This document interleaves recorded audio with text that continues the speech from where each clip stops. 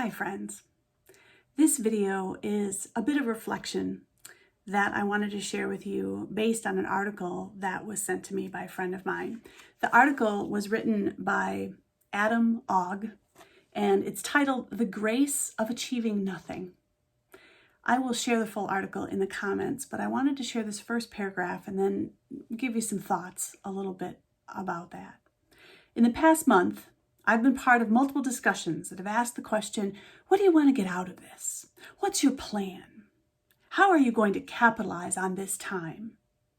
I confess, when I hear that question, I feel a sudden exhaustion, accompanied with guilt and embarrassment for not having those questions figured out.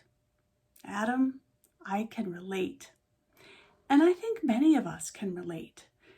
I don't know about you, but my inbox for my multiple email accounts are filled with questions like this. What are you doing with this time?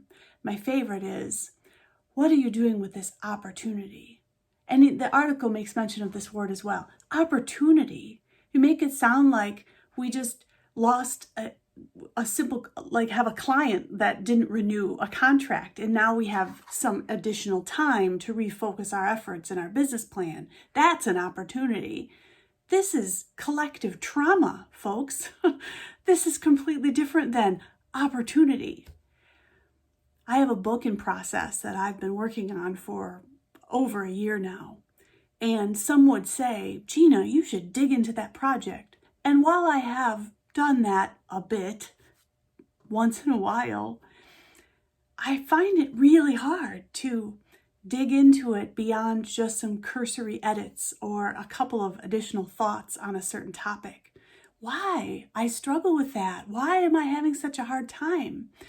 And then I read this article and I realized I have not at all been giving myself grace. And that's what I need to give myself. You see, when we have time, true downtime, we have created space in our life and in our head for something to dig into, a project, if you will. Well, in this experience, many of us don't have space. That space that we have from a calendar perspective is now filled with thoughts, difficult, heart-wrenching thoughts. Do you know someone who has lost a loved one? Probably. Even if they're not close to you, it's a friend or a family member that is struggling with that loss and you're thinking about them. Your space is taken up by that person, and it should be. You should spend time reflecting and thinking and sharing what you can with them, whether that's kindness through a card, or if it's kindness through prayer, or if it's kindness through a meal that you leave on their doorstep. Whatever it is, the space that you had to work on that opportunity is being used. And that goes for all of the difficult things that we may be experiencing. Maybe not actual loss of life, but loss of work. A friend of mine today decided to communicate to all of us that she has made the difficult decision to close her business. I won't get into all the details, not important, but it was very difficult for her to share. You could tell how hard it was for her to make that decision in her message. And all of us have to deal with the loss of this business that many of us frequented.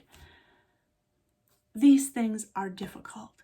Please take time to just simply give yourself grace and know that what you need to accomplish may just be simply showing up for those you love. And that includes yourself. So friends, stay well, stay home, stay connected, and I'll see you again soon.